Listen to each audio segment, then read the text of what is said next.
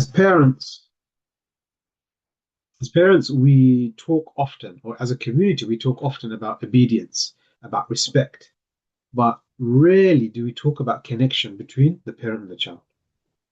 And today we find in a lot of conversations that I have with fathers that fathers believe that they are involved. Yet the issue we're facing is that children rarely confide in them. And so that means there's a gap. The fathers think they're involved, but children don't come. And that's what today's gap is about. And I want to kind of whiz through some statistics that would help us kind of at least put this topic into some numbers that help us understand it better. That is, 2 in 3 teenagers, they talk to their mother first about things that matter, not their fathers. And that's an important thing to think about. Why is this? And that you have that at the same time, we see that when you have emotionally engaged fathers, this reduces the risk of behavioral problems within the children by what, 14%. And over half of young British Muslims are experiencing poor mental health. And family disconnection is the most cited factor in this. And one of the things that I've seen that through my engagements with the different families and with parents and with fathers, that young Muslims, when they're asked, or when I ask them, what stops you talking to your parents about the real things? We're not talking about school or grades, or meaning we're talking about real, actual issues. The number one or foremost reason that I get is that my parents won't understand. Specifically, my father won't understand. And the leading reason children seek guidance outside of the home isn't really down to bad friends or social media or the internet. The reason why they're seeking this guidance outside of the home is because of the unavailability of their father and the unavailability of their parent. And so they're not really looking for trouble. They're actually looking for someone to talk to. And this is the thing that we're seeing more of. It's easy for us to pinpoint and put the blame on the friendships, the social media, technology, and all of these factors. In fact, a child, as they're growing up, really want to be close and attached to their parent. But in that journey, something has broken down that eventually has led that child to go elsewhere. And a lot of that is because we have failed in the emotional connection we have with our child. And when we look towards the example of the Prophet ﷺ, we see that he has showed us how. And that's the most important aspect. And when we talk about all of these concepts and these thoughts and ideas that we're seeing today in a lot of the books that we may read on parenting and the different topics that exist about how can we become better parents, how can we be more engaged, more emotionally connected, more involved, that we may start thinking that these ideas are coming from a Western framework that is devoid or away from Islam. And so if we think like that, then the issue that we're seeing is that we are thinking that these are Western concepts and nothing to do with Islam. And so start to then think, no, Islamically, we have to do it like this. And sometimes the conflation then takes place between culture and deen. And actually, what is actually Islamic and what is actually cultural that doesn't come from our deen. So that's why it becomes so much more important that we look at the way and the example of the Prophet ﷺ. And the more that we have looked at his way and his sunnah, we then see that actually today's modern, or what we call modern ideas or concepts, are actually rooted in deen, actually come from the sunnah. The Prophet ﷺ showed us. And so this is why it's really important we do look at how the Prophet ﷺ deal with things. So when we hear the word, for example, somebody's mic is on. So when we hear the word emotional, we think that it's a Western framework and it's something that's been brought into our deen. But this isn't the case because the Prophet ﷺ himself was the most emotional, present father in history of mankind. And we look at this hadith. The Prophet ﷺ says that the best of you is the one who is best to his family, and I am the best of you to my family. So here, if we take note of this hadith, he's not saying that I'm the best of you in ibadah, or I'm the best of you in ilm. But rather, this hadith is focusing on family, and he's saying that that's how he's defining his excellence. that it is based on how good I am to my, or how I am the best of from among you to my family. And so the Prophet ﷺ was there, he was present, he was emotionally available and engaged with his family. And we look at some specific examples now of that, where it breaks down and how it was actually practically implemented. Here you see the Prophet ﷺ, we know of numerous hadith, and they usually come from the engagement of the Prophet ﷺ with his grandchildren. And there was the famous hadith where the Prophet ﷺ came one day to pray or lead the salah. And during the salah, there was a very long, elongated sujood, to an extent that I'm paraphrasing, unfortunately, from the hadith I remember, that the Sahabi actually lifted his head to see what was happening. Something happened to the Prophet ﷺ. And that's when he saw Al Hassan or Hussein on his back. And then after the salah had finished, the companions asked the Prophet ﷺ, he said that you elongated your sujood. Why? We thought that. Mom, mine is not printed. Somebody's mic is on again. Maybe we can just check that the mics are off. That we saw that we thought that maybe some revelation came down or something happened.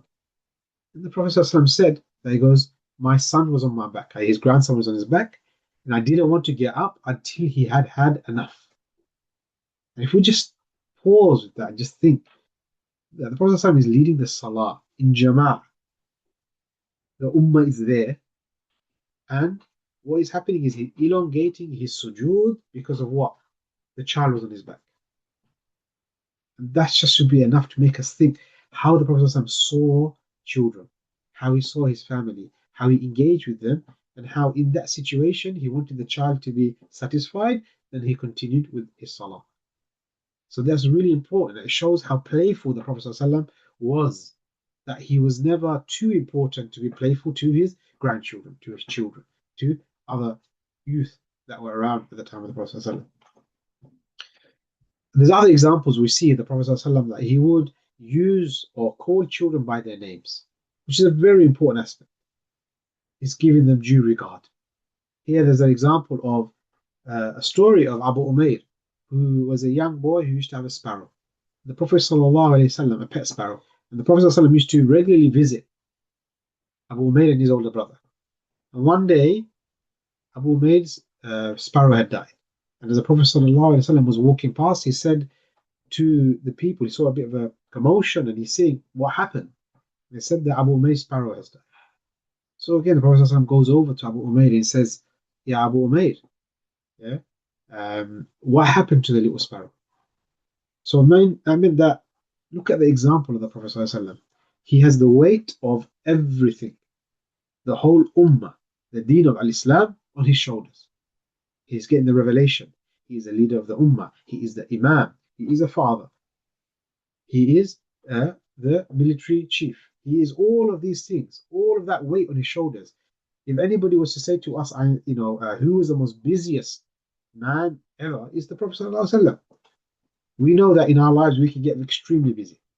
Work, other commitments can come, and it can become very, very busy. But we can never compare to the business of that of Rasulullah sallallahu alaihi wasallam and the weightiness of his responsibilities. Yet, in that weightiness and that busyness, he still had time to pause for that child on that journey and to give that child his due time. Every child felt seen by the Prophet sallallahu alaihi wasallam, and this is an example of his fatherhood, of the way he handled things. And lastly, on this point, the Prophet ﷺ, he showed emotion. And we see the example of, we know that he had 3 children, 3 boys, all of which passed away in early years or in infancy. And there is a hadith that talks about the passing of his son Ibrahim. And when the Prophet ﷺ went and carried his son as he has passed, he had wept publicly and also unashamedly. He was demonstrating to fathers that it's okay to feel that emotional connection. And the Prophet ﷺ, what did he say? Because some of the companions were maybe a bit surprised. He was weeping, they didn't understand. And what did he say? He said, the eyes weep and the heart grieves, and we do not say except what pleases our Lord. And that gives us an example, because there is this framework that exists that has been inherited culturally, in society. And sometimes we revere this to Islam and thinking that this is something actually Islamic, even, or from the Sunnah, that men are not able or shouldn't show weakness and basically cry or show that emotion. And I think this is something that's devoid not from our culture. What I mean here is that we are alluding or we are concluding that by crying or showing that emotional softness, it equates to weakness, and men shouldn't show weakness. But this is wrong because we see from the example of the Prophet ﷺ that showing that humility, that humbleness, that softness, that emotion is an important aspect, and that does not take away from a man and his strength and his ability to lead his family and his community and all of those different aspects. So this is an important framework that helps us now set the scene to understand how the Prophet ﷺ was in the way he dealt with his family, with his community, with the children. Now we'll move forward a bit more into looking at the root of the problem. And the problem that we're naming today in this today's presentation isn't about the absent father. And I've said this in previous presentations elsewhere, if you've ever come across them, that I have an organization called Involved Fathers. And when we look at the definition, what does it mean to be an involved father? We usually look at the opposite, which is what is an absent father? And an absent father traditionally has always been a father who was, for example, either divorced, deceased, or incarcerated. Is usually what is referred to as an absent father, somebody who's not physically present. And the problem we have today isn't the absent father in the physical form, is actually the present but absent father. That means the man who is in the house, the one who is providing, the one who is praying, the one who's there physically, who does his duties, who does his responsibilities, but whose children cannot still reach him. And that if I, as a question, if I ask your child that when something is worrying you, to your child, that if something is worrying you, who do you go to first? What would they say? Just if you think for yourself. If I asked your child, if something was worrying you, who would you go to first? Would your name come up? That's the question to ask. And the key thing, as I've kind of reiterated already, we're not talking about a father who's providing. Yeah, we're not asking whether you as a father are providing. We're rather asking that whether you are known to your family, i.e., whether your children know what you think, or they know what you feel, or they know what you believe about from deen or life or those principles and those values. Whether they know these things about you is the most important aspect. Because, as I mentioned, we have a physical present, but an emotionally absent father. So he's there in the house, but he's maybe unavailable to talk. He's earning, but he's unreachable when stressed. Or he's praying, but he's unknown to his children. And those things are important because when we look at the contrast of both of these columns, that both of them are describing the same man. That he can tick every aspect of being visible, but at the same time, he can tick every aspect of being a stranger to his children. And again, we'll have fathers and mothers here who have children of varying ages and different ages. As mentioned, I have 6 children, and I started at a young age, so I have adult children now. Some are still young, but when they were growing up at those young ages, and I'm sure a lot of other fathers can resonate with this as well, that when you walk home, that all the children would, or enter the house, all the children will come running to you. They will come holding every aspect. You know, they have one child on each leg and each arm, and one jumped on top of me. And they're all vying for your attention. They all want your sole attention. They're literally pulling your head and look at me, talk to me. I've got something to tell you. I want you to kind of engage with me. And they're all vying for that. And those are actually real beautiful moments. And whenever I look back, and even when I speak to my wife and I look back at those moments, I miss those. As parents, you always do miss those. And I'm sure you'll come across maybe videos or memes that talk about this concept that actually you're going to miss these moments when your child is in that situation, because as they get older, naturally what happens with children is that neediness and that communication changes. And that's natural. There's a natural change that will take place. That you're not going to expect a teenager that when you come on, they run and jump and grab onto your leg. But the key point I'm trying to address here is that what you don't want to do is unintentionally close that door forever. The communication channels or the method changes or adapts with the age of the child. But what you don't want is that door to wholly close. And sometimes that could be what is happening because we are not emotionally present for our children. And then eventually that time comes where we are now begging to talk to our child or our child to talk to us, but that door is firmly closed. So, having identified what the problem is, it's important to look at what's the kind of framework that we can take forward to actually implement or work towards creating some positive change. And really, we can simplify this into three things. That three things every child needs from their father. And it's not just when they're young, but it's throughout their life. And these three things aren't complicated ideas. They're really actually simple, but simple doesn't mean easy. And that's the key thing to always remember. That each of them may go against something that we have enshrined within us. That's something that the way we were raised, the way we understand things, or the way we live, it may actually go against that. So that means we have to reorient, and that means it takes a lot of effort to be put in from ourselves to reorient ourselves to be able to do these things. Some of it we may find easy. And so the class has basically what I call three T's here. The first one is time. That consistent, undivided attention. So we're talking about we're not talking about quantity here, we're talking about quality. And that means being fully there when you're there. The second one is talk. And that means that the conversations go deeper than the logistics, the how to. But sometimes that's what our conversations say. And rather, it should be asking, listening, and not fixing or lecturing. And lastly is the touch, which is that physical affection that's appropriate to the age. So it could be the hug, the pat on the back, the arm around the shoulder. And so we're going to now dive into each one of these three T's in a bit more detail and have some tips to take away from that, inshallah. So the first one is time. And a lot of the fathers that I speak with, they will say, I spend a lot of time with my children. I'm at home this many hours, I'm with them. But the most important thing that I'll say about time is that presence is not proximity. You could be in the same room with your child for 3 hours and give them 0 minutes of real presence.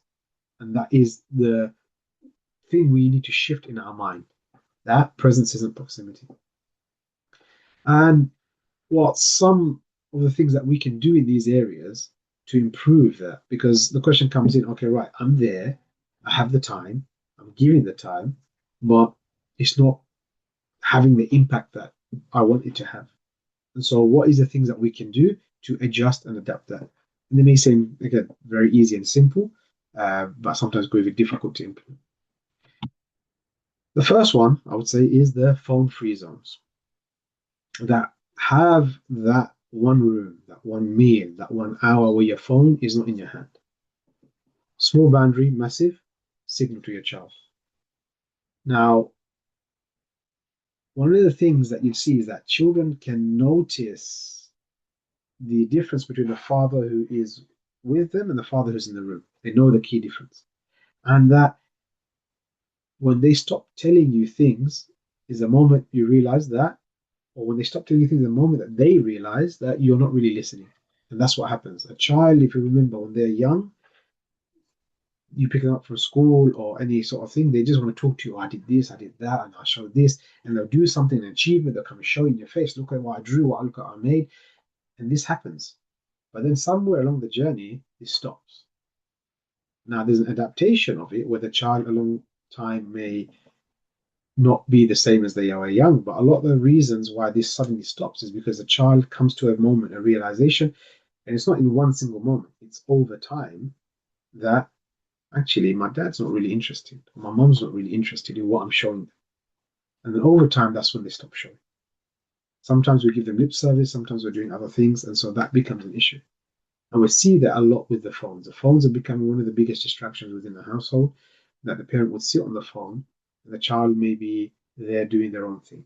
Or they may want to come and show you something and that you're not fully present. And they notice, they're seeing, they're observing that this phone, this device, is causing some sort of barrier.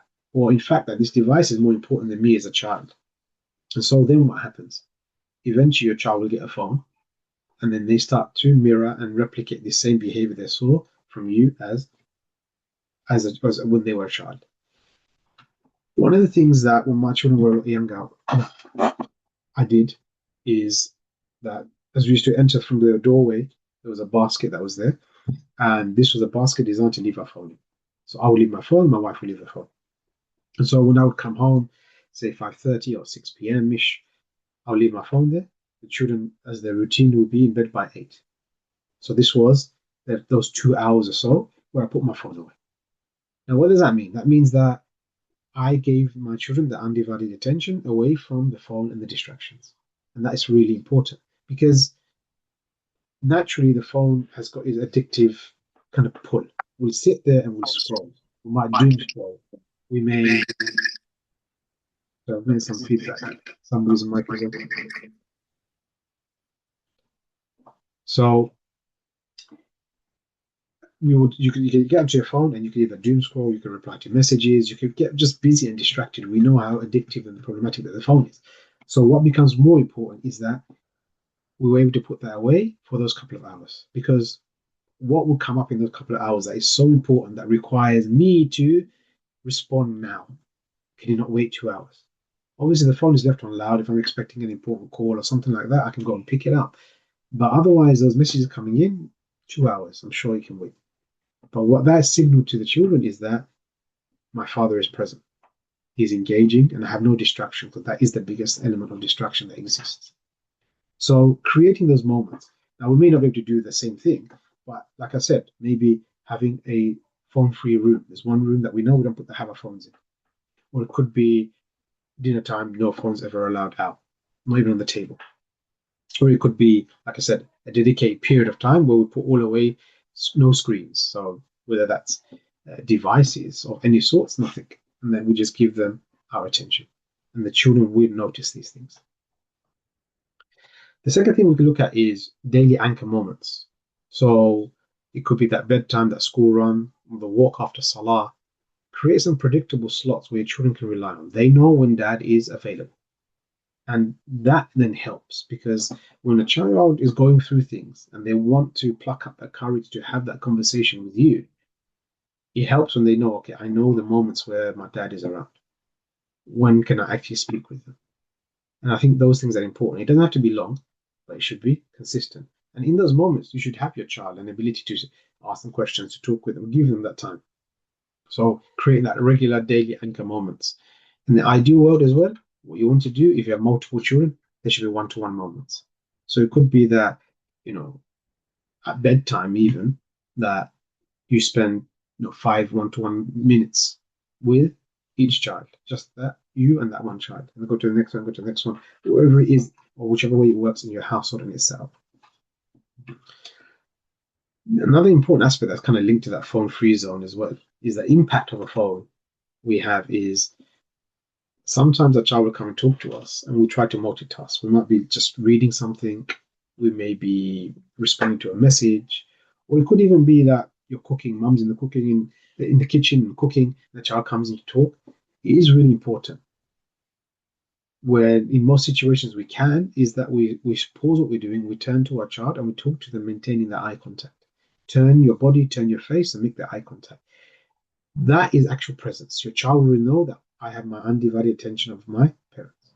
Now we know even as adults, imagine we're in a setting now, just say a husband and wife are trying to talk to each other, or you're with your friends trying to talk, and the person you're talking to is literally on the phone typing, and you're talking to them. You can sense that he's not listening or she's not listening. And how does that make you feel? And then you might be trying to tell them something quite maybe deep or even emotional or something really important. And then what happens is that they're not listening. And so then what happens along that journey is you then stop. You're like, okay, I don't think this person really cares. The same thing is happening to your child. They are observing and they're watching all of those moments, and they know that when they are talking to you, if you're paying attention or not. So turn to them, face them. That's really, really important. And put down whatever you're doing. And the last bit on this aspect of time is the sunnah of play. That play isn't a distraction from fatherhood. It is fatherhood. And that's what we should remember. That the Prophet ﷺ played with children. As we said before, he let his grandchildren lie on his back during Salah. And play is how children experience love.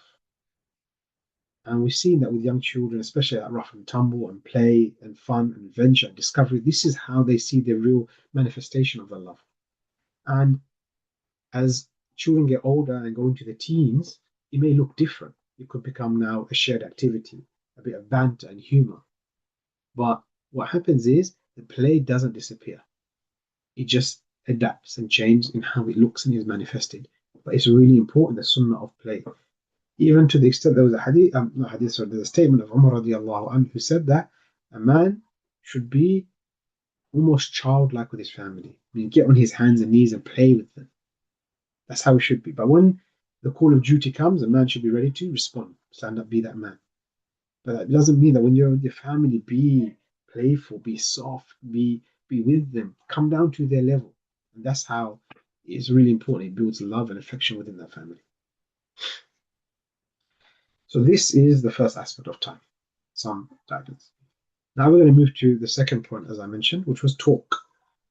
That most fathers, they talk at their children rather than with them. And that we have things that we want to pass on to our children. And we've got things that we want them to understand. But a lot of the time we end up lecturing them instead of listening. And that's an important aspect. And so here's a test that when your child comes to you with something, it could be a problem, a worry, a situation at school, what's your first move?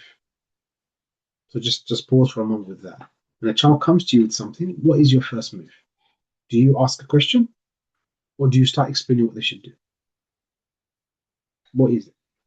Because if your first move is to actually fix or to advise or to correct before you've fully understood what they've come to you with, then your children will start or stop bringing these things to you later on in life. And it's not because they don't trust you, it's because they don't feel heard. Because a lot of the time when a child is coming to you with a problem, it's because they want to feel heard and understood. And we, as our nature, and it's a good intention, we want to fix things. We want to come and resolve this problem. We don't want our child to struggle. And we just sometimes skip past that listening exercise and we just go straight and try and fix. And here what we've got is, on the left side, you're going to see what we call these 5 conversation killers. That we do with good intention. Yeah. And remember that these kind of conversation killers are never coming from a bad intention of a parent. Every father on that list who does those things loves his child.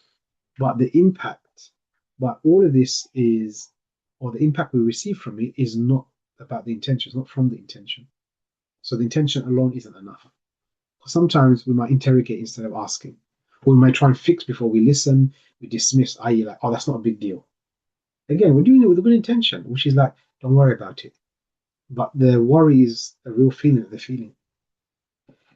Turning it into a lecture or making it about me, or you, meaning you, i.e., me, myself.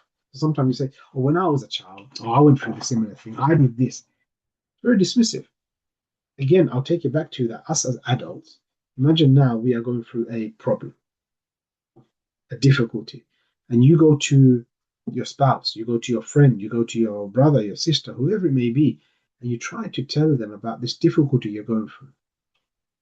And what happens is you're going to say, oh, I had a situation like that once upon a time, and I did this and I did that. How would it make you feel? Because what you're looking for is to be heard, that, look, there's this real problem. And I want to feel heard and connected.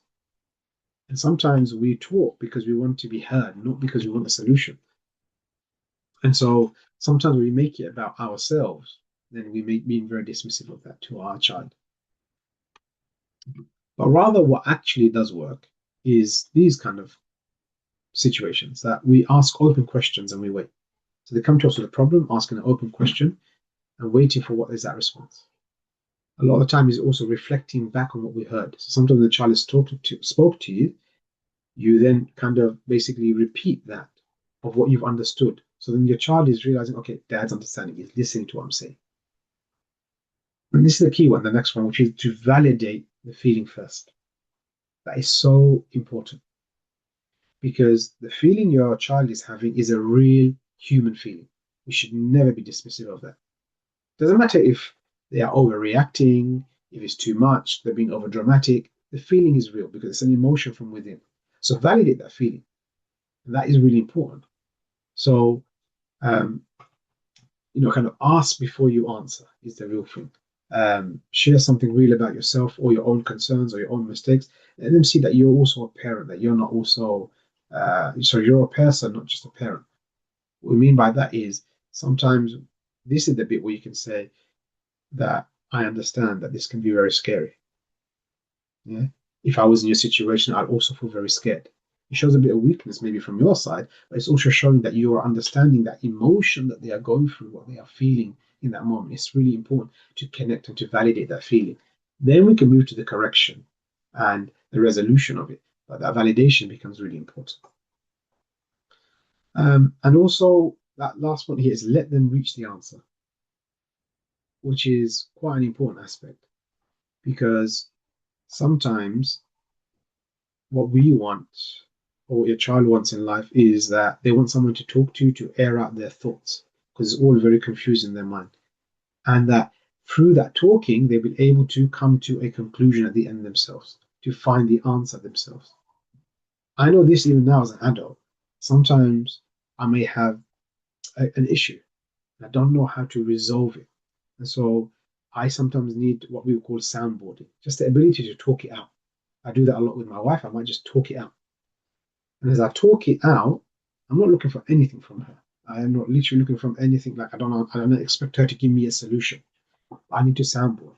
And what I do want in that is a bit of empathy, like understand what I'm feeling and the difficulty that I'm going through, just soundboarding.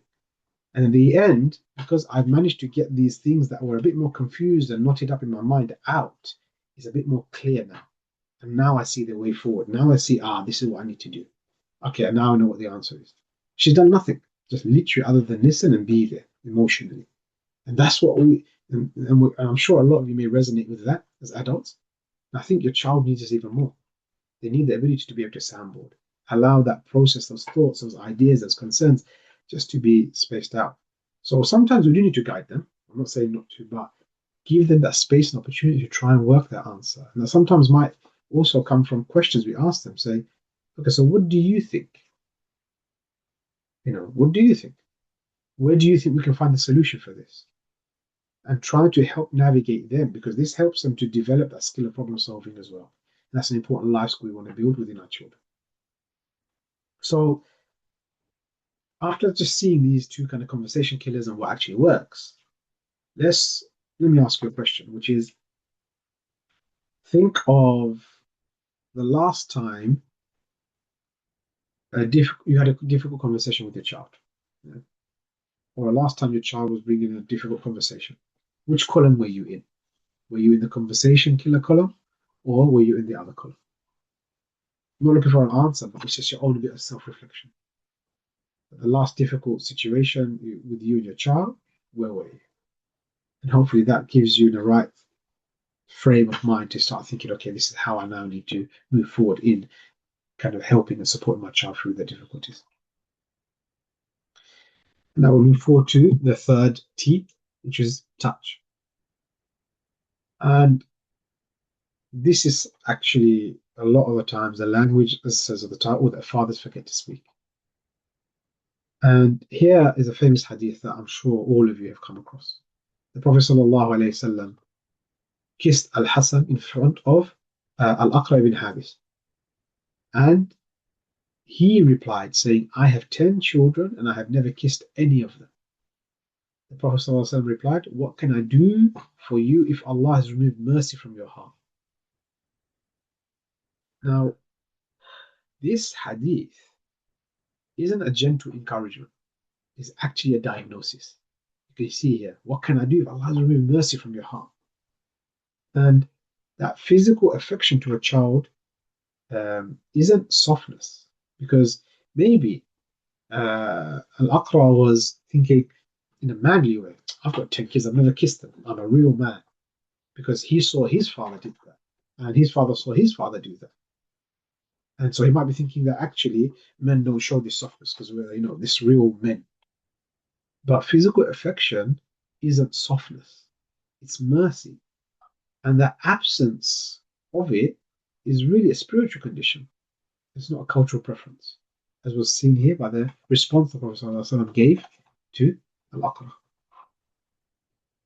Now, there's different ages of how physical kind of affection is shown to a child.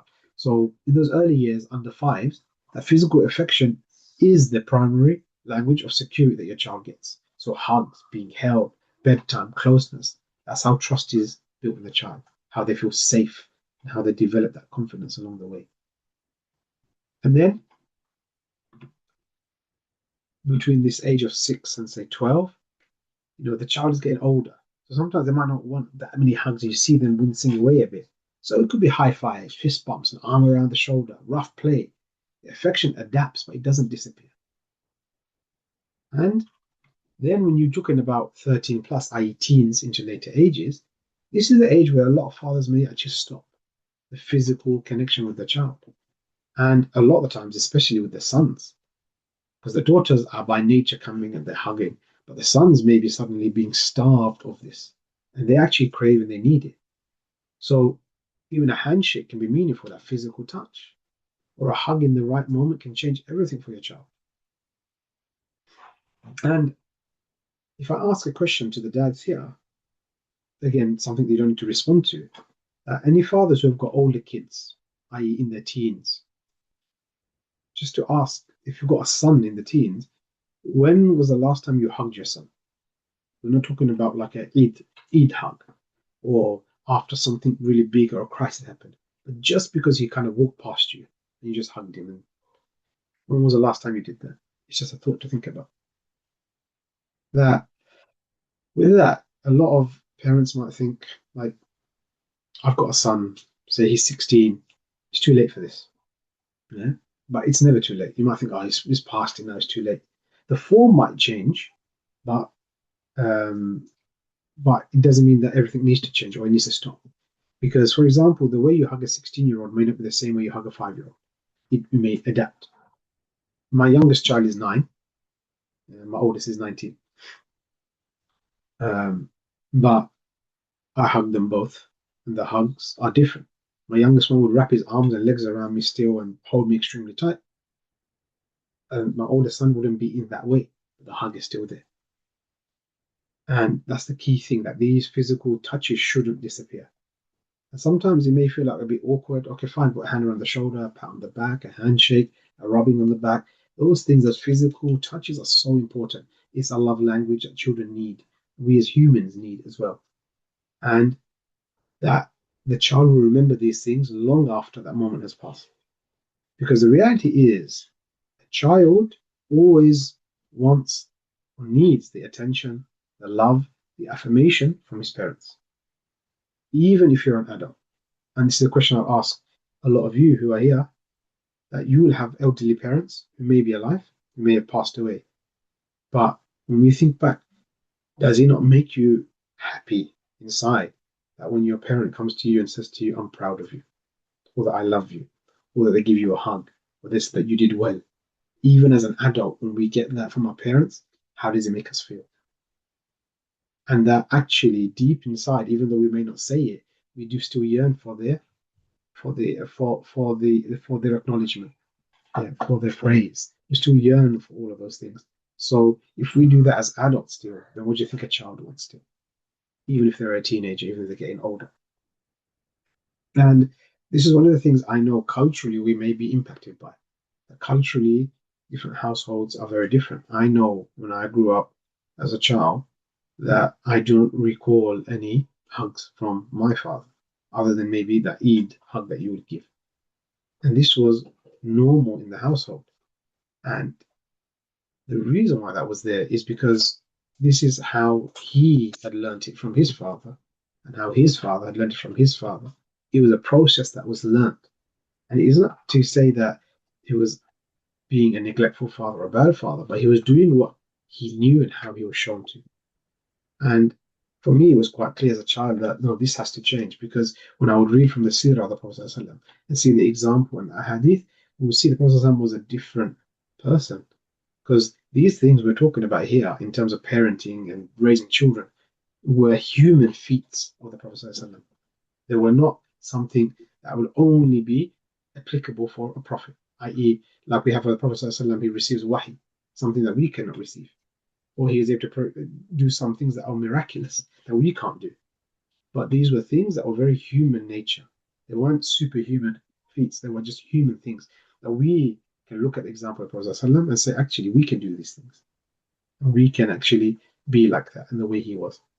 And so, because of that, he became an important part of my own journey. I knew that when my children grew up, that we will hug each other and that will not disappear to the point that whether it's my 90-year-old son or my 16-year-old son, doesn't matter. The hug will still be there. It may not be as frequent as maybe the younger ones because their interaction, as I said, is different. He adapts, but he doesn't disappear.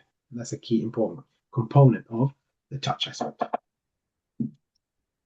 So now we'll move forward, inshallah, and we'll look at what is now the real barrier. So we covered like the landscape, looked at statistics, identified, look at how the process did things. We looked at some of the examples of the three key areas of the time, the talk, and the touch. And now we're looking at what are the real barriers then? What is actually preventing fathers from moving forward? And that the thing that we're trying to kind of discuss today is that fathers in this room, in this kind of online form we have at the moment, um, it's not that you are all fathers or parents who are uninformed. Yeah, you know you should be more present, and you've heard the hadith, and you feel the guilt, and yet that gap still remains. And so the issue here is that the gap is not a knowledge problem; it is a capacity problem. And the reality is you can't pour from an empty jug. Like you can't expect like magically water to appear in a jug and you're able to pour from it. And a lot of us as fathers may be running on empty. And so that's why we look at some of the key areas that some aspects of it is emotional capacity, that some of us were never shown what emotional connection looks like. Our own fathers weren't physically present, they were emotionally absent. And so we're trying to give something we were never given. And that can be hard. But it's not impossible. That's the key thing. You're here, we are here. That means there's already a difference, and we're making steps towards trying to change and be that kind of father that our children need us to be. The second one is there's a bandwidth issue. That there's work pressure, there's financial stress, there's extended family demand. These all drain a reserve that take away from you needing to be present in the home. And that means managing your own kind of stress in all of those different areas isn't self-indulgence. It's actually a prerequisite. How do we manage that? How do we give or cope with all of those things? You can't be present for your child if you're running on fumes, like on empty. So that means there has to be mechanisms in place to give you that time to manage all of those things. And the last one, which is really important, is actually on the marital relationship. I'll say this in a gentle but inshallah clear way, which is that the relationship between you and your spouse is the foundation that your children stand on. That is the ground. And that when there is tension, when there's distance, or there's open conflict there, then that comes through to your children. And that investing actually in the relationship and for that being solid is the first or most important act of fatherhood. Because that then becomes a strong foundation that allows you to build the children that you want to build into the future. So, what is the goal?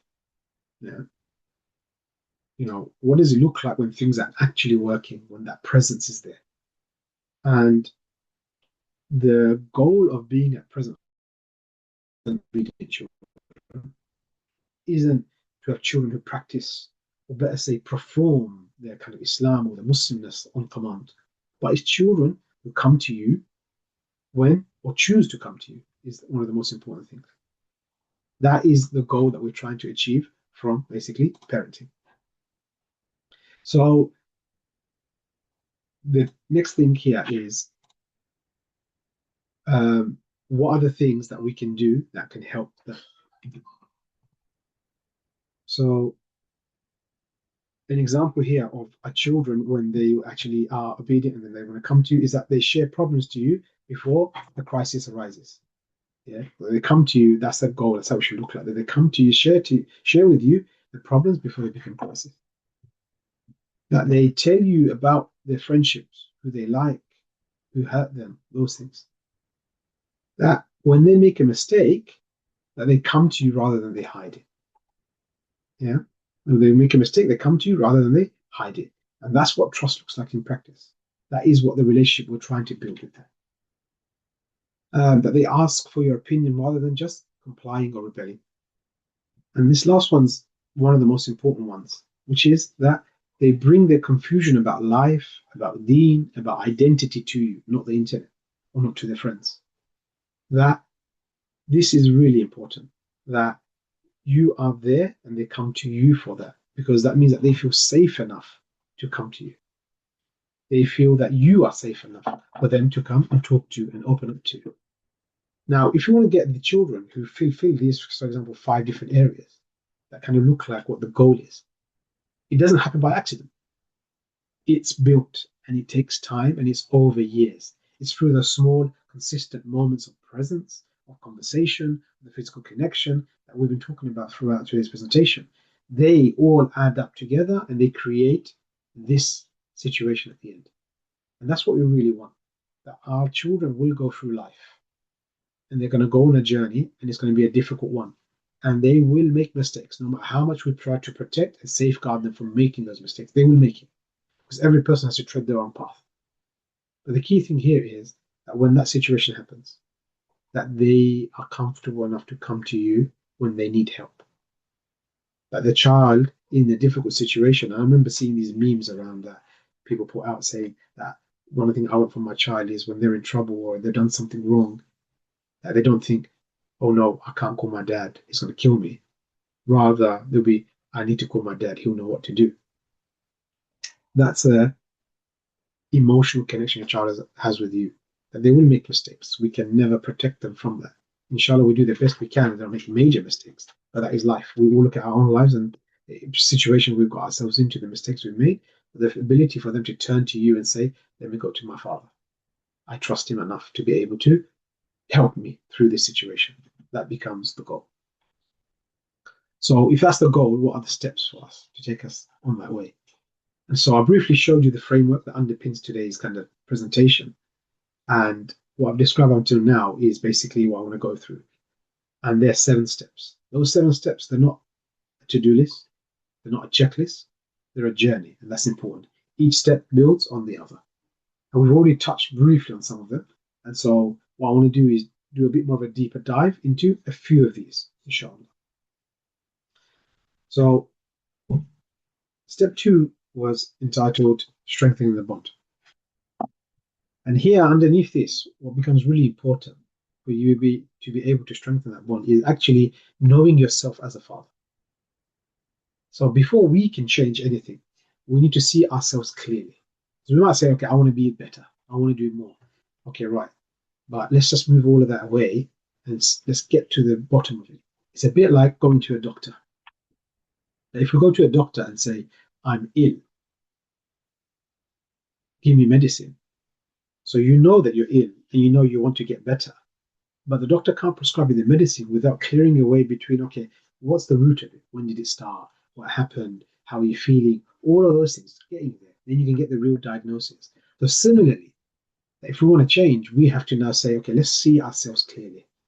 We're not talking about our intention. We're talking about the impact. Not the father that we believe we are. Because a lot of us will think, yeah, I'm like this. Yeah, my kid will come to me. But the father our children are truly experiencing, that's what we need to be looking at. So the father that we have become is largely shaped by the father that we had.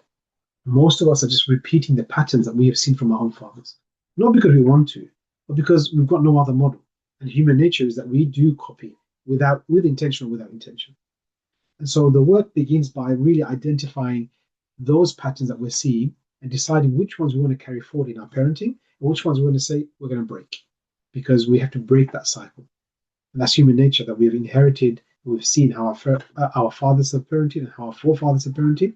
And in fact, if we're going to realize that some of it was very good and some things actually need to change, then we need to take that reflection, that deep dive, and be able to do that. So, key questions here, some reflection questions. What patterns from your own father do you repeat without meaning to? Yeah. So I'm not asking you to blame your father here, and it's not.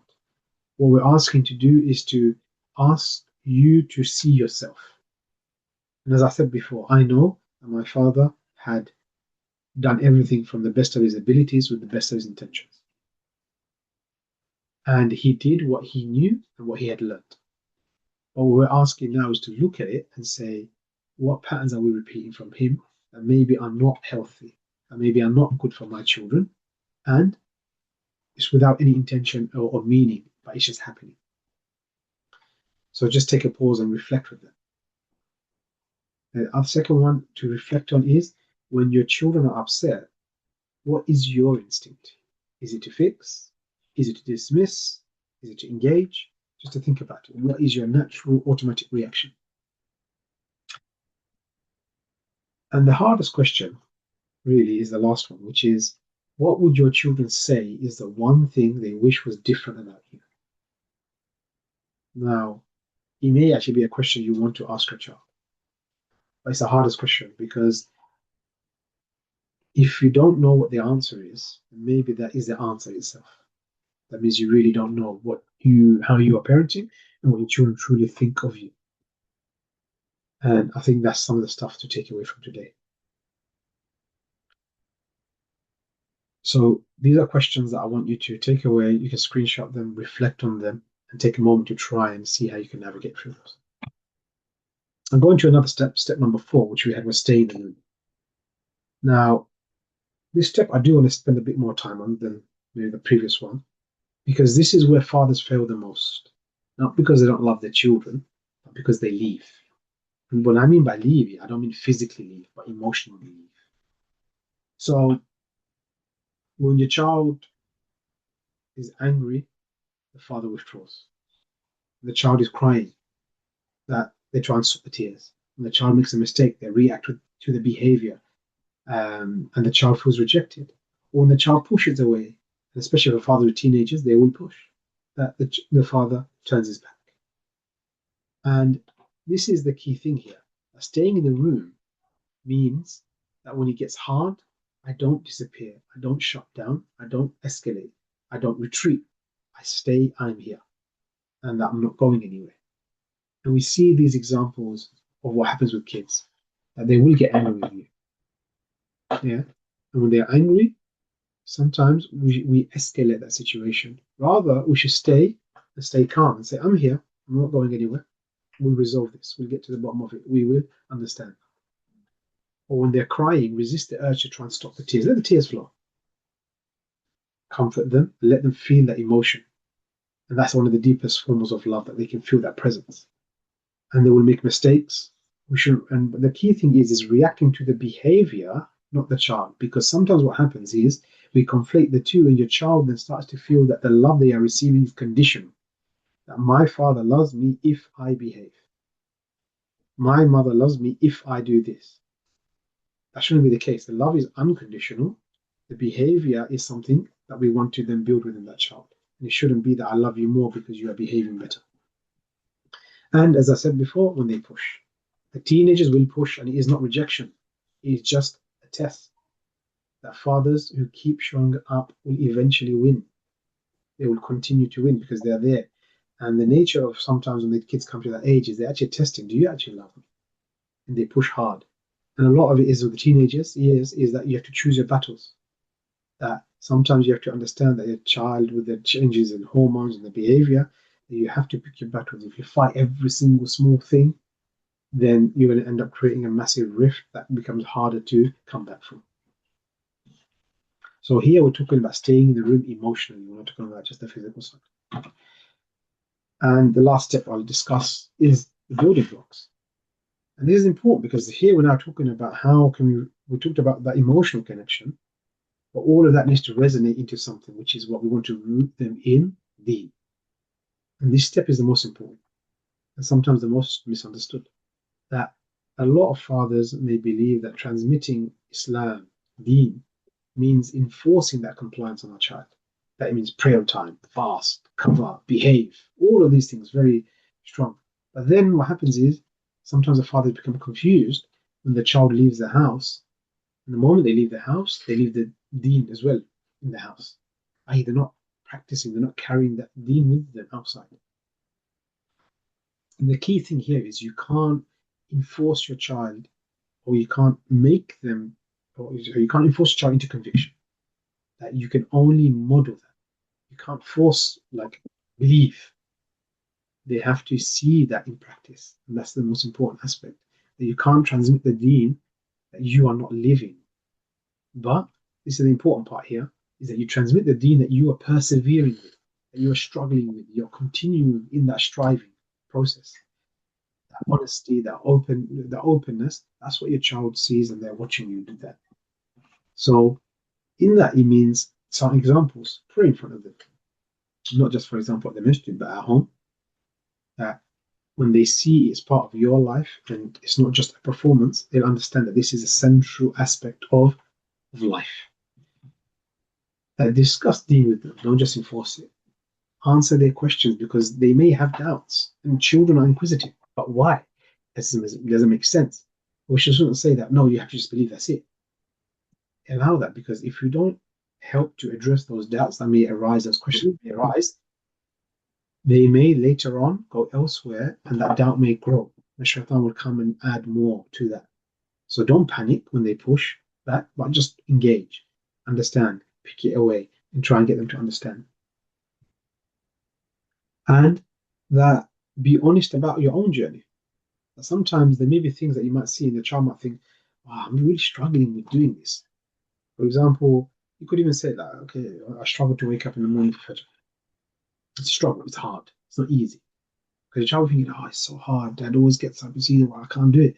You say to him, look, I struggle, it's hard to get out of bed.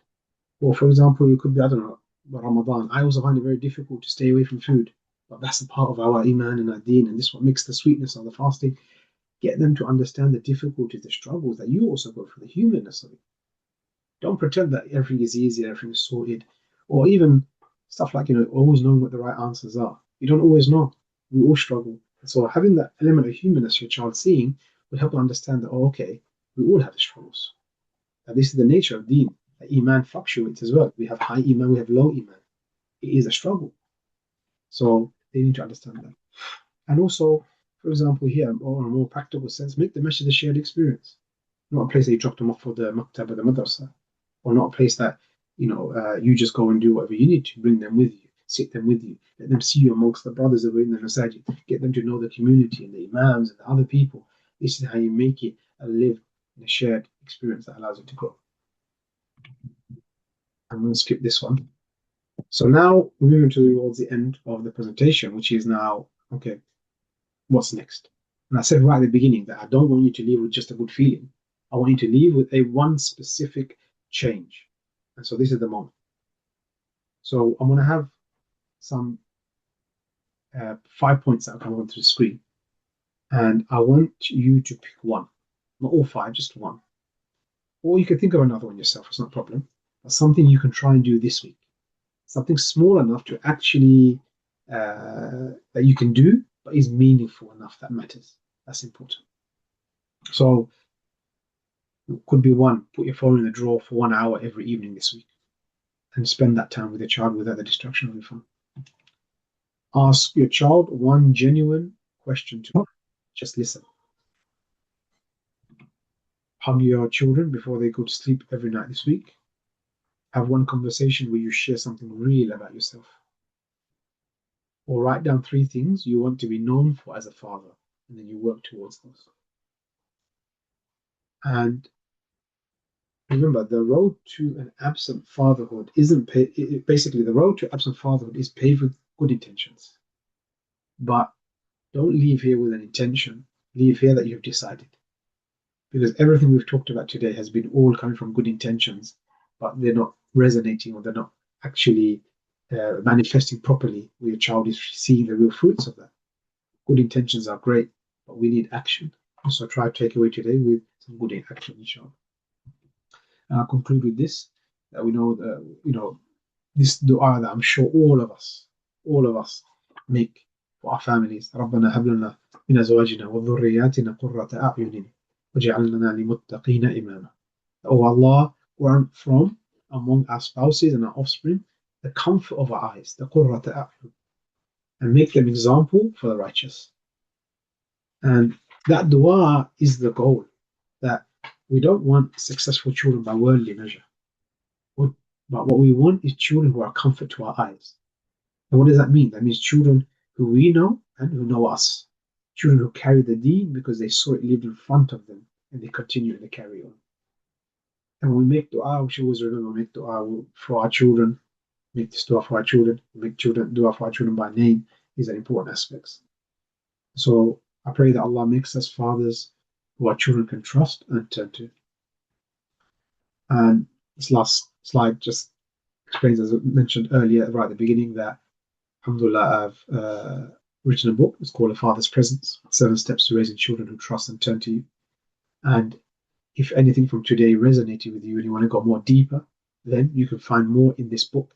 It covers all the 7 steps in detail with practical tools and Islamic grounding. It's available on Amazon. You can use the QR code there, just scan it directly, or you can purchase it directly from my website, involvefathers.com. جزاكم الله خير. سبحانك اللهم وبحمدك أشهد أن لا إله إلا أنت أستغفرك وأتوب إليك. Jazakumullah khairan, barakallahu feekum. I think that was very insightful, subhanAllah. And I'm sitting here just thinking to myself of all the things that I'm doing wrong at the moment, subhanAllah, and what we can do to improve. And I'm sure all of us here can say that, we've taken something today that we can take. And, even if at the end, those 5 points, that if we can all just implement one of those just today, then I think, going forward, that we can, inshallah ta'ala, see changes. And I think, subhanAllah, firstly, jazakallah khairan to Shaykh for your time and your effort and imparting this knowledge and wisdom on us. SubhanAllah, this journey of raising children is something that we are constantly, it's a challenge. And I always say to myself, subhanAllah, that with every test you go through in life, one of the greatest tests is raising children. That's probably the greatest test that a parent can go through, subhanAllah. And we ask Allah subhanahu wa ta'ala to accept it from you and from all of you all for joining as well. And inshallah, we'll quickly open up the floor to any questions that anyone may have, inshallah ta'ala. If you just type your questions, inshallah, we can take them. And inshallah, we don't want to burden over too much.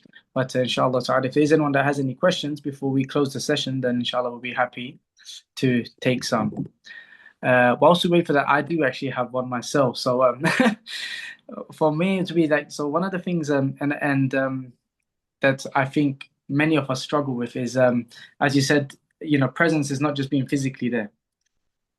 So sometimes, obviously, you're working, then, you might be in a class here doing this, studying, you're doing this work outside the home, and you're very, very active. So by the time you come home, you're actually quite exhausted. So your children probably see the worst version of yourself, right? And because you're so exhausted and you're kind of have no more energy left. So that presence, even if you try to give that presence, is quite difficult. So how does a person juggle doing everything outside, but then coming home and still being the best version of themselves? I think that's the struggle. I don't know if you can maybe just give us some points of how we can counter that. That is a difficult one. As I kind of alluded to in the presentation, that there's different kind of difficulties that we do have, and a lot of it is that capacity is not always there because we have so many different responsibilities that we're juggling, and that becomes quite difficult. So, with that being said, there's 2 things I would say. Number one is when you are, for example, coming home, you're coming from work, from class, from everywhere else, and your children are awake and they're available, and you know that, is don't just walk inside the house. If you've driven home, sit in the car for 5 minutes. If you've walked home or whatever, maybe just sit outside. 5 minutes, and just to basically calm yourself down, basically get yourself into the right mode in your thinking. And just imagine, okay, I'm going to walk through my door. What's going to happen? The children are young, they might come running to you, they might want your attention, and they don't know anything that's happening in your day. They don't know what stresses you are. They just know dad's home. I want his time. So put yourself in the mind, because if you prepare yourself of what the noise, the anarchy that might ensue from the moment you walk in, then it puts you in a better frame of mind than just walking in and say, "Oh, I'm tired. Please don't give me some space." Be prepared. Yeah. So you're mentally doing that. If it helps, you're feeling really on stress, try to say, okay, that's work. Let me leave that at work. That's this issue. Let me leave it here. There are other things like even just to breathe, just deep breathing, just to calm yourself down so you're in the right frame of mind. Just literally breathe through your nose, breathe out through your mouth. Just doing that deep breath. Now what happens? You're mentally prepared, and then walking with a smile on your face. Walking with a smile on your face, and that's the first thing your child will see. Dad walked home with a smile on his face. Be happy. Be wanting to be home. Now that first moment's the most important because that's what they see straight away. Give a few moments, give a few minutes, and then in that whole discussion, it could be that you have a discussion with the wife. Fine, you know when I come home from work, I'm really quite stressed, quite tired, blah blah blah blah blah. So then you work in as a team that allows you to then say, okay, then just let me get a bit of a breather. So give those 5 minutes, and then your wife can come and say, okay, let dad get changed, let him relax a bit. And so they kind of take the children away, but they've got the first kind of sweet taste from you. And then it allows you to just freshen up or whatever you need in order to try and give that a bit more time. So that's one aspect of some things you can do about daily life. The other thing that is becomes important is that in your life you have so many different responsibilities. And you may have a diary and a calendar that's filled with, okay, I have a meeting here, I have a class here, I've got work here, I've got gym here, I've got whatever the different activities that you've filled your daily slot with. Have a regular slot that's there that isn't when you've drained your energy that you give to your children. And have it in your calendar, just like any other meeting, any other class. Okay, right, every Saturday, 3 to 5 p.m., kids, example. Yeah, or whatever it might be, you fit into your calendar. And so that means that that time you're giving to them is already scheduled in. And it's when it's the best version of yourself without any stresses and other things that have drained your time, i.e., at the end of the day. It's when you've got your tank is full, not the tank is empty, or the jug is full, not the jug is empty. So then what you're doing is giving a quality aspect of that time. And so fix that into your schedule where you possibly give the quality. And remember what I said is that it's not the quantity, the proximity. Remember, it doesn't mean presence. Yeah, that what you want to do is say, okay, right, even if I'm only able to give 10 minutes every day, but that's quality 10 minutes, that is more valuable than giving 2 hours every day of terrible quality. Or if I can only give like a whole 1 hour every week dedicated to my child, that's better than giving 5 hours every week of basically poor quality. So work towards that and try and give as much good quality as you can. So those are two things I would say. Before you come home, try to get yourself into the right frame of mind, calm yourself down, and then move forward and say, go on with a smile on your face, and then work in partnership with your wife. And secondly, is scheduling quality time with your children. Sorry, did you want to add something to that? Sorry. No, I can just see some questions. Yeah, I'll read them out for you, inshallah.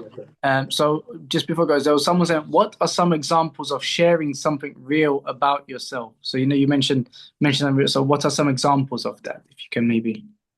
Yeah, so some of the real things can be about your own difficulties and your own struggles. And I think those things are important to show how you navigated them as well. You want to get out from that. How did you navigate those? So it could be that when I was your age, I struggled with, I don't know, I never used to find it could be in different levels because I never used to find or like going to the maktab, as an example. I used to always go and I had to go and I never used to enjoy it, I never used to like it. But then don't just leave it at that, switch it and continue the journey.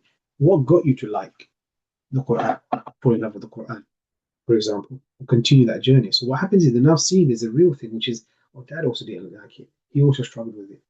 Because I'm sure we're all thinking of not just sending the children to the maktab, we're all thinking, okay, how can we get them to love it and enjoy it and like it and make it come alive? So similarly, things like that. It could be even to do with non-Islamic aspects, i.e. like school. I used to hate going to school. Who likes going to school? But how do we get through it? I had a goal in mind. I wanted to achieve this or do that. And then so you then obviously navigate that journey. It doesn't mean just share the things you struggled with. But these are important because your child then starts to understand you as a person. What motivated you, what drove you, what you found difficult, what you found easy. How did you navigate those waters? And those give them ideas and inspiration to your children to be able to also follow through on that. No, jazakallah khair. There's another one here. 7 and 3-year-old boys listen to father but not mother. Mother has to shout at the children to get them to listen to. Father respects and listens to mother, but boys just don't listen to mom. Yeah, this is quite a common kind of theme that comes up, and that's all to do with the child development. If you look at the younger years of the child, they're with their mother, yeah, and they need their mother. They always have their mother. And then what happens is, as a child goes in, you've heard of the terrible twos and those stages where now they can start realizing, hang on a minute, I've got some element of autonomy. I can say no. And so a lot of no's and those things start to come about. And so those things start happening. And then what happens is an element of choice starts to come in. Well, hang on a minute, I can choose to have dad and not mom. And I prefer dad and not mom. And so then you start seeing these things happen. Now, especially as children grow, it's natural because generically speaking, if the mother is at home or with the child more often, and the dad isn't around as much, then the child's going to yearn for that, but they don't find as much. It's just very natural. And so when the dad comes home, they'll listen to whatever he says. And I know that. I still remember when I used to come home and my son would be like, needs to get his nappy change. My wife would be saying, you need to get your nappy change. He'd say, no. He'd be running around the house and she's struggling and he's fighting and everything. And I'll come home and say, okay, let's go upstairs. He goes, okay. And then he'll just go and it then becomes very easy to basically change it. So these are some of the things that are natural and that they do happen. Now, if you're seeing that the child is more responsive to the father, maybe sometimes thinking, okay, what can I outsource and leave and let my husband or father do, obviously from a mom's perspective, to basically allow to save me peace of mind. Yeah. And so then I don't have to do that. So if it is like, for example, children won't get changed unless the dad says to them, let the dad deal with that maybe when he's there and he manages that. And that becomes a certain aspect of dealing with it. For the mother, if you're saying there's certain things I can't outsource, they don't listen to anything, then this is the age if you understand that children understand about choice and autonomy. So what we want to do is use that to our advantage. So one very simple skill to use with children, the age and when they're not being very responsive, is to give them choice. And by giving them choice, it allows them to be able to make that choice and it still complies with what you want. So for example, you want your children to get changed. So you give them the choice. You can say, children, or for example, son, whatever, when you get changed, what would you prefer? Would you prefer to wear the green shirt or the black shirt? You're giving them a choice. It doesn't matter to you what from they wear, but you're giving them two choices which are perfectly acceptable to you, but they feel like they have the power and autonomy. So then they'll say, I'll wear the blue one. And then you see that they wear the blue one without any sort of resistance. Because why? They feel like I made the choice. I decided. Or it could be that you've gone out to the park and they're playing in the park. And now it's time to go. And you say, we've got to go now. And they're going to be like, oh, no, I don't want to go. And it causes a whole fight and it becomes a bigger problem. So what you do, you give them a bit of pre-warning. And then you say to them, we're going to leave the park in 1 minute. What would you like to do last? Go on the slide or go on the swing? So can you see it's that element of giving them choices of both things that are acceptable to you, but still get the outcome you want, but it gives them the element of choice. And linked to that was the other one, which I kind of alluded to before about the park, is give them pre-warning as much as possible. So if your child is, for example, playing, you want to get them to come to the dinner table to have dinner, and don't tell them when dinner is ready. You tell them beforehand, children, dinner's going to be ready in 5 minutes. Can you please tidy up and put away the toys and be at the table? That pre-warning allows them to start to adjust and reorient, finish off what they're doing, and then move to it. Those two things are small techniques, but they do help to resolve a lot of the problems that parents do end up facing with this. Jazakallah khair. I am conscious of time, but we have 2 more questions. If you're okay with it, we can just take the one. Yeah. So I have one here about, are there any provisions that you can suggest or advise for a father who works abroad and can only be at home for a very short period of time in terms of ensuring that he's still able to be a positive influence in his children's life? Because technology can allow you to have continual connection, and I think that's an important. You have to make use of that. Video times, call, make the most of those you can. But we're human beings. Allah made us as social beings that require physical connection. And it's always going to be hard to overcome those things. So what that does mean that is when you are here and physically present, i.e. that I'm assuming here that if the jobs are abroad for a longer period of times, the home life is short. That when you are home, you have to maximize and do as much of the things that we mentioned already in the presentation today about building that connection. So then when you are away, you can continue to add to the connection through the online engagements that you do have. And that becomes the most you can do with the situation that you're in. I don't think there's anything else really that I can add to that. Barakallah feekum. We are due to end in 2 minutes, so I'll just say if you think it requires more time, we can leave it. But how often is one-to-one time needed with each child? What's more important, daily one-to-one time with each child individually, or being present with all kids together? Okay, every child needs one-to-one time. That's just take it as that is the need. You have to provide one-to-one time for every child. It is an important factor in that child's development. They need. At the same time, families do need collective engagement, because what makes good memories come about for a family, what makes that family bond, is allowing children to be together. So very important doing things together, but do not take away from one-to-one time. And as I said, in one-to-one, focus on quality, not the quantity. Yeah, do what is capable and practical. If you can only give 1 hour a week, then make that 1 hour the best 1 hour. Yeah. If you can give 10 minutes every day, make it the best 10 minutes of every day. So that's the key part of it. Invest in the quality. So that means in that 1 hour, put your phone away. No distractions. You got me totally just with you. Focus on that. You hone in and work on that. At the same time, if you can try and do something a bit more. As an example, I do have for my children's regular weekly what I would call like a night out with dad. You can call it a date night even to an extent. Where every Saturdays they will have 3 hours with me. I even put a budget with it and I say you've got £30, 3 hours, do whatever you want, your decision. And then the child chooses, and then we go out and do whatever we want within that budget, within that time.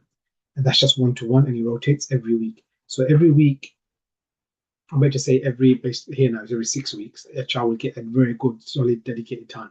And then every day they're still getting one-to-one interactions. That could be just me just sitting with the child for a few minutes, having a talk with them, doing something just with them, playing with them, building some Lego just with that child, example.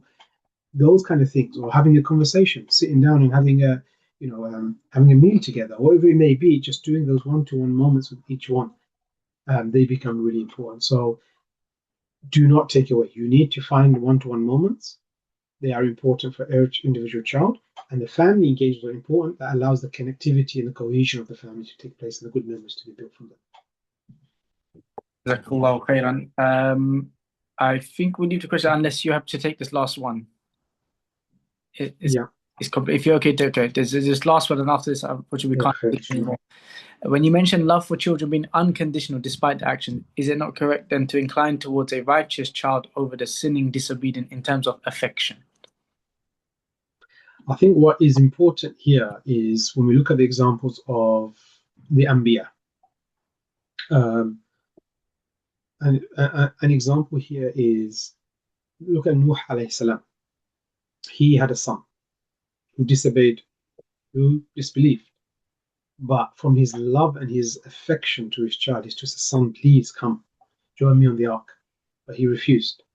And he was among the disbelievers. That the love and affection we have for our child will always be there. It's a human thing. You see the example of the Prophet ﷺ towards his parents, his mother. That he would go to her grave and he would he would ask for Allah to forgive her, to the point when Allah then says that it's not fitting for you. This is actually really bad because I'm going to paraphrase it and it's not 100% correct, but I'm sure if you look up onto it, but the point where the Prophet ﷺ was not allowed to then make dua for the forgiveness of his mother, because she died on not on Islam. So the love is there. You're going to see it. The love will always exist between a parent and a child. So that's what we mean, that the love shouldn't feel that it is more because of righteousness. But we can say a parent can be more pleased and more happy, and that the yearning for what we want is to please your parents, because by pleasing your parents is also pleasing Allah, because what we're asking for is again working towards obedience to Allah as well. And so that's the key factor here, that try not to make it clear, because that the love is just hinging on the righteousness, but the righteousness increases the happiness of the parent and the happiness of Allah. But the love shouldn't feel like that, because when there's a child, when there's two children, one that is more righteous and one that is sinning, what you will do if you keep on loving the one that is righteous, there's a problem here. There's an inherent problem. The righteous child may be starting thinking that as long as I do this, I'm loved. And so what happens to that child when they sin? They will start to spiral backwards. I'm a failure. I've failed. I don't have my parents' love, and then show. And similarly, the one that sins may be like, okay, I can never get any better. So you potentially are damaging both. So it's a very nuanced space where basically the love we should show them is that I love you as my child. I want good for you. I feed you. I clothe you. Yeah, I show you that affection. But if you are disobeying Allah, then obviously I'm not going to be happy. And so those things can be things. It takes a bit more of a deeper discussion, I guess, but hopefully it's very lightly I've touched upon it. And we should, again, try to focus on the love with them. And when we talk about the behavior is separate, saying we are not happy with the behavior. This is wrong. I'm upset with that behavior. But it doesn't mean at the same time that the behavior alone is the only way I love you. If that makes sense. Apologies, it's quite rough. No, Jazakallah khair, and for your time again, and inshallah, tabarakallah, I think we've taken a lot from you, from your knowledge and from your experience, and alhamdulillah, we ask Allah subhanahu wa ta'ala to accept it from you and from everyone who joined us today. And I'm sure I speak for everyone when I say that we've hugely benefited from this 1.5 hours, alhamdulillah rabbil alameen, and we look forward to having you on board in the future as well, inshallah ta'ala. And before we leave, inshallah, just if you haven't already, then I have put the link for the book in the chat, but you can also find it on Amazon and on the involvedfathers.com website. Inshallah, do look at that, because if you benefited from this, was only a snippet of what the book contains. So inshallah, for a more in-depth read of this topic, inshallah, I highly do encourage everyone to purchase the book, inshallah. Also, for those of you who perhaps haven't come across Good Tree Academy before, then just within a few lines, just to summarize who we are, then what is Good Tree Academy began in October last year, and it's actually to provide the initial aim is to provide Islamic tarbiyah courses and workshops for boys aged 9 to 13, and that's what we've been doing since October. But one of the things that we want to do is widen our reach, because whilst we're trying to cultivate the children, like today, it's very important that we also cultivate ourselves. And this is why we have seminars such as today, inshallah ta'ala, and hope to have more like this in the future, bi'idhnillahi ta'ala. So if you did benefit, inshallah, then please do join our WhatsApp channel. That's where we update you with all our upcoming events and seminars, etc. And we do also have an Instagram page you can join to see what we've done so far, inshallah ta'ala. And those links are also on the chat as well. So without further ado, inshallah, we'll bring the session to a close. We ask Allah subhanahu wa ta'ala to accept it from everyone and to make this a benefit for us, and to allow us to implement that which we learned, and to allow us to be present parents, both physically, spiritually, mentally, and to guide our children. And may Allah subhanahu wa ta'ala make us of those who He loves and is pleased with. سبحانك اللهم وبحمدك أشهد أن لا إله إلا أنت أستغفرك وأتوب إليك بارك الله فيكم وجزاكم الله خيرا والسلام عليكم ورحمة الله وبركاته.